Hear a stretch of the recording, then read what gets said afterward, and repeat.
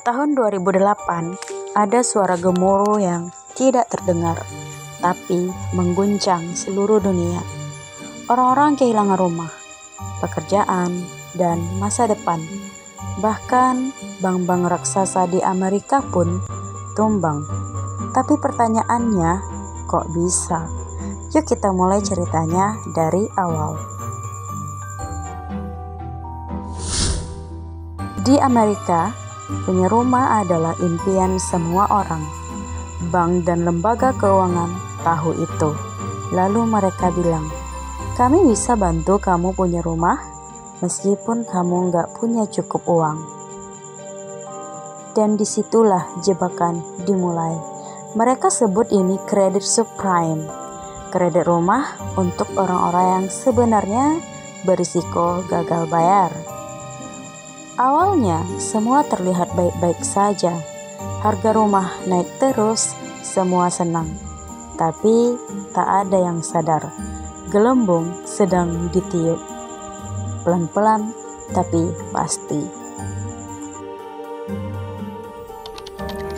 Bank tidak hanya kasih pinjaman, tapi mereka mulai membungkus utang-utang ini menjadi produk keuangan yang dijual ke investor. Namanya mortgage-backed securities. Kedengarannya rumit? Bayangkan saja begini. Kamu punya 100 utang orang. Kamu jadikan satu paket, lalu kamu jual ke orang lain sebagai investasi. Dan semua orang ikut-ikutan beli karena ratingnya A++. Padahal isinya utang orang yang nggak mampu bayar. Wall Street jadi pesta pora. Mereka untung besar karena utang dianggap emas. Bank berlomba-lomba kasih pinjaman. Bahkan ke orang yang pengangguran pun bisa dapat rumah. Semakin banyak pinjaman, semakin besar keuntungan.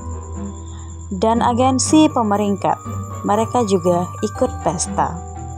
Mereka beri rating tinggi untuk produk yang sebenarnya berisiko tinggi. Saat itu semua terlihat indah. Harga rumah naik, orang beli 2 bahkan 3 rumah. Tapi semua ini semu. Ini bukan ekonomi yang sehat. Ini bom waktu.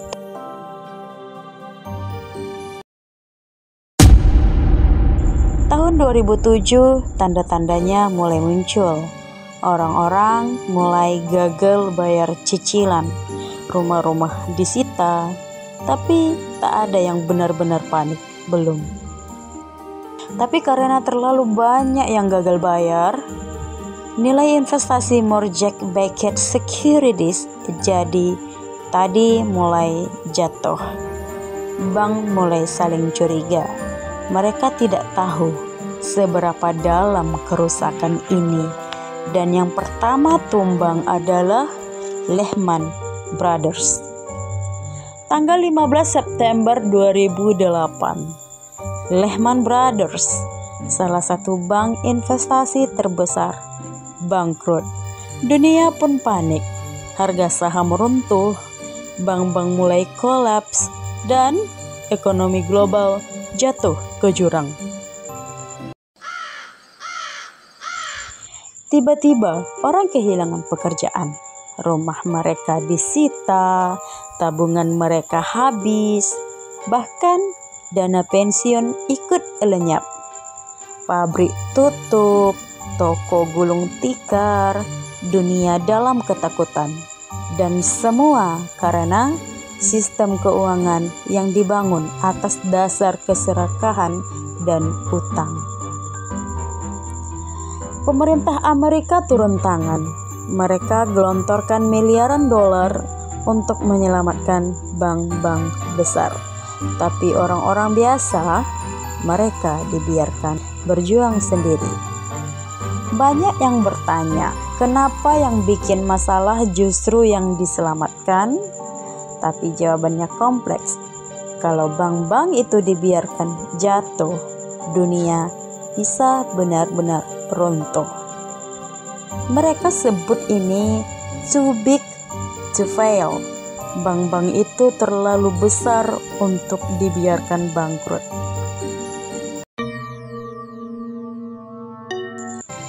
Dari krisis ini kita belajar banyak hal, bahwa sistem keuangan bisa sangat rapuh, bahwa uang dan utang bisa jadi senjata makan tuan, dan bahwa tidak semua investasi itu aman meskipun diberi rating tinggi. Kita juga belajar bahwa kita harus paham cara kerja uang. Dari sinilah banyak orang mulai mencari alternatif. Mata uang digital mulai diperkenalkan. Dan dari reruntuhan Lehman Brothers, lahirlah ide besar bernama Bitcoin. Sebut saja namanya Susan, seorang ibu rumah tangga di Ohio. Suaminya kerja di pabrik mobil dan mereka punya 2 anak. Suatu hari suaminya pulang dengan wajah pucat. Pabrik tutup katanya. Lalu mereka mulai telat bayar rumah, tagihan menumpuk, dan akhirnya rumah mereka disita. Susan harus mulai jual kue dan makanan kecil dari rumah demi menyambung hidup. Anak-anaknya berhenti kursus dan mereka harus berbagi satu kamar karena pindah ke rumah yang lebih kecil. Krisis ini bukan cuma angka di berita, ini nyata, ini hidup orang, dan mereka yang paling bawah yang paling kena imbasnya. Krisis 2008 adalah pengingat bahwa kita nggak bisa menggantungkan masa depan pada sistem yang rapuh. Hari ini kita harus jadi lebih bijak, belajar mengatur uang, belajar berinvestasi dengan hati-hati, belajar apa itu uang, dan bagaimana melindunginya. Karena siapa tahu kapan badai berikutnya datang.